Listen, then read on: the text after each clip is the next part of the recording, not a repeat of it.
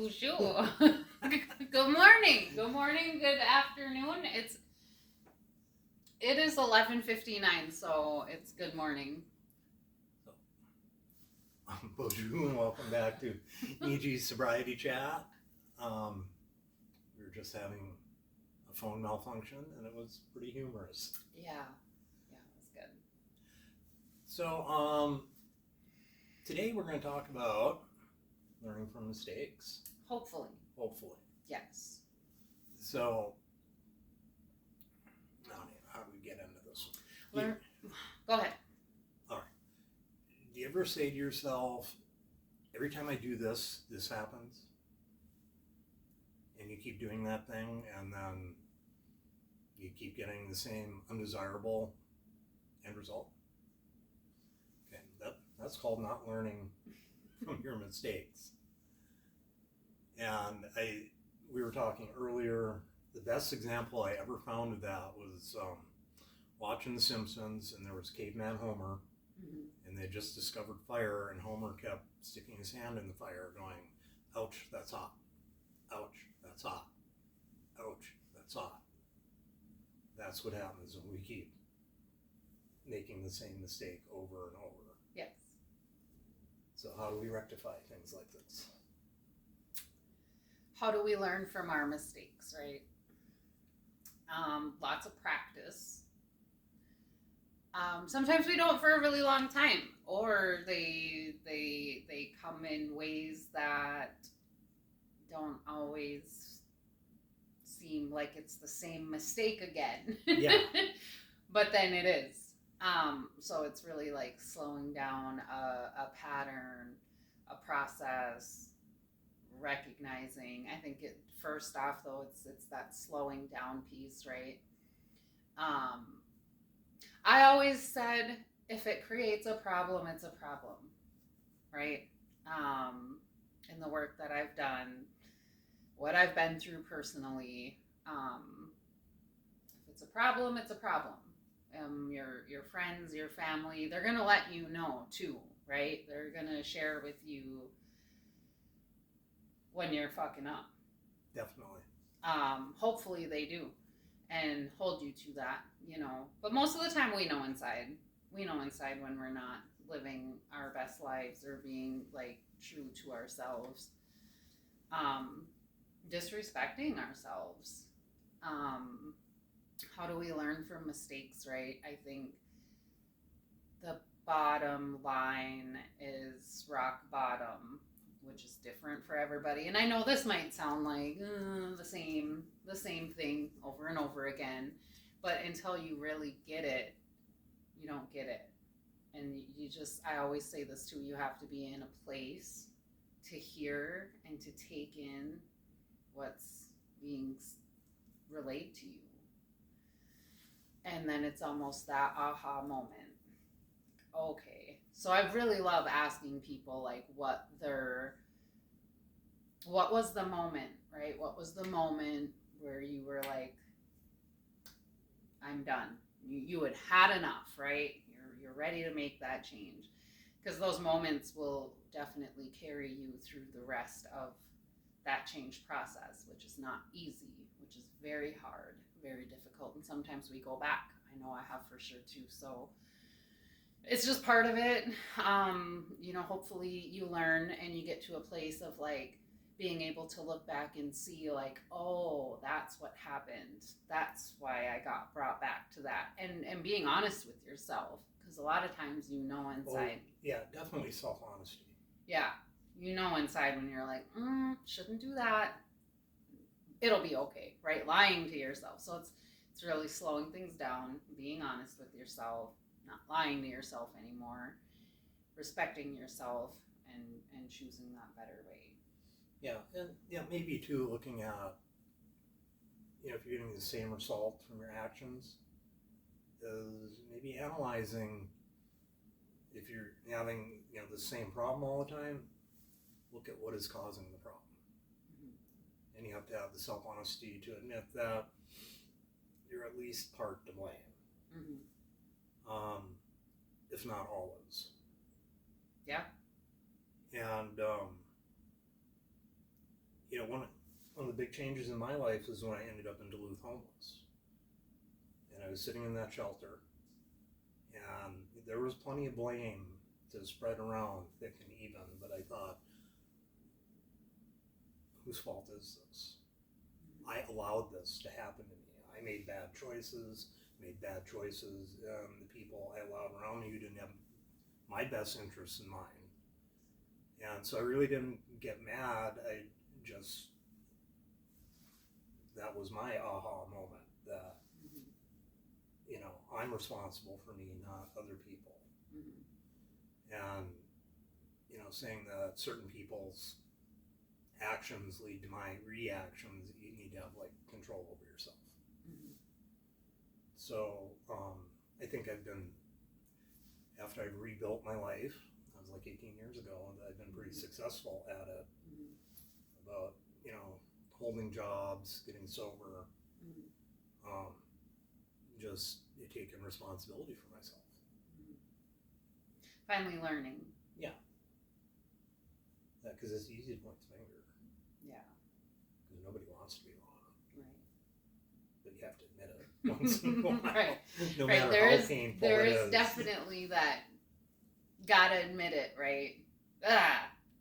But that's where that growth is gonna happen too, because then you realize you find yourself, you find your voice, you find what's been there the whole time, and so learning from your mistakes, that's the goal. That's the goal of life, really. Well, that creator tests you that way all the time. Yeah.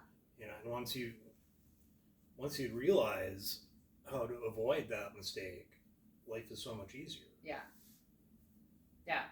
And do something else. Yeah. Put in place a healthy something in place of what you were doing.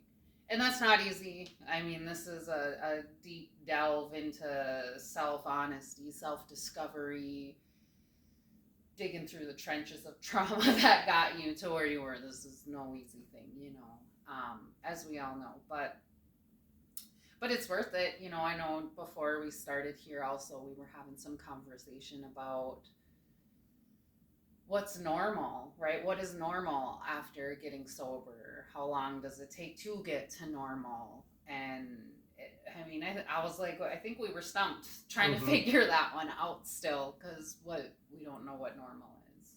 Yeah. And some of us have never really been exposed to normal either. Right.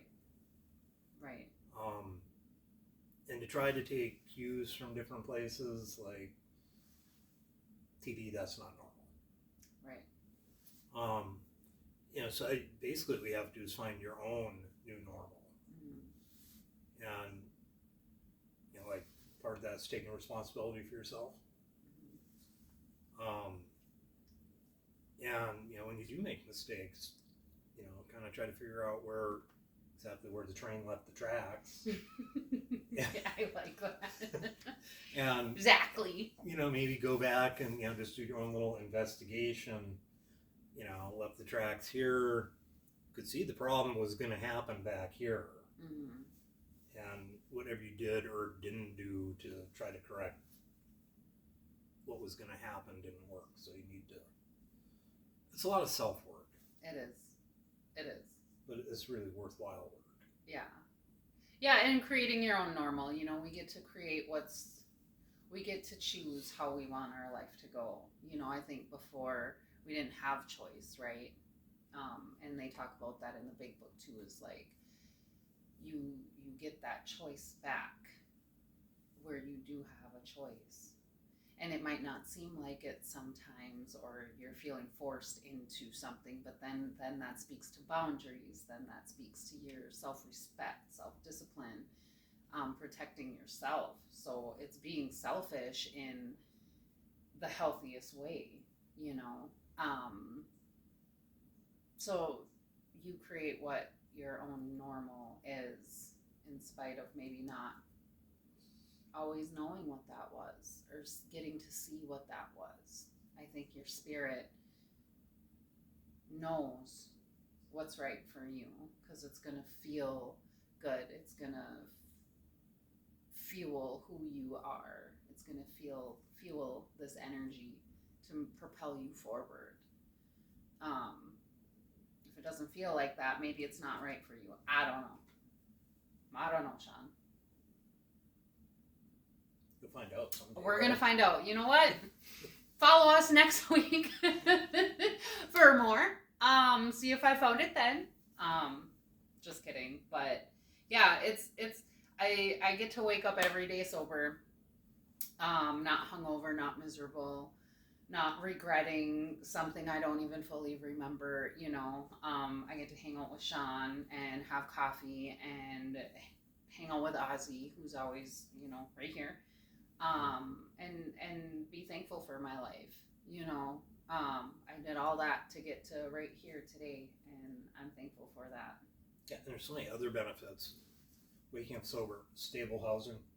Yeah. Because if you ever have not had stable housing or have been at somebody else's mercy for your housing, those aren't good feelings. I remember that used to stress me out a lot. Yeah. And when I was rebuilding my life, it's like I need to be in charge of my own living situation and not a little more expensive to live by myself, but nobody else is saying, well, your feet stink or you snore too loud, get out. There's more safety. Yeah. And everything works out. Things work out, when you're living in a good way. I've learned there are trials, there are tribulations, but like things kind of work out. You kind of have to let go of whatever expectations we have, right? And like just know that this good work that you're doing it's gonna work out. It's so crazy. I have my own stories. I know you have your own stories, and others have their stories of how they're just like, yep, whatever, I accept whatever. I'm staying sober and I accept whatever. And like stuff just happens for you. The work kind of does it itself. And maybe if you have experienced something like that, definitely share your experience, and let others know that there's that hope. Just I don't know whether it's divine intervention. It might feel like that because sometimes it's we fight to control stuff, and once you kind of let that go and living in that good way, things work out. Yeah, everybody hates change, but change is inevitable. Yeah. And I see a lot of, where I am now, where the Creator led me here. Because even me coming to Duluth was not my choice. That was not my choice. I had bigger problems that morning, and that night I was in Duluth. And that's a fun story. Yeah. Maybe I'll share that one day, but. And, and I thought about it later, and I kind of could see where, the Creator was like, oh, geez, what are you doing over here? I need you over there. Yeah.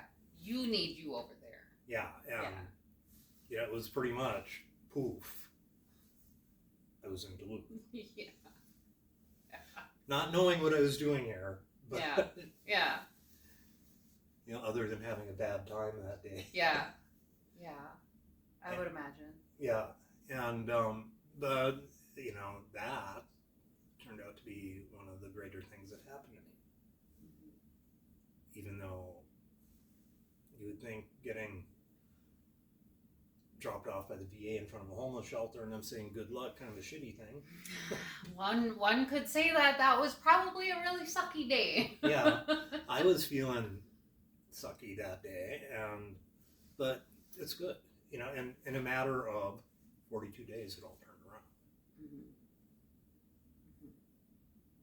And a lot of that, I believe, had to do with me, like I said before,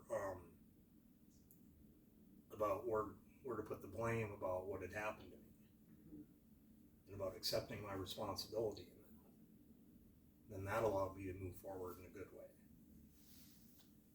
And even if, it wasn't your fault, say this person here caused your problem, then you should not be with that person.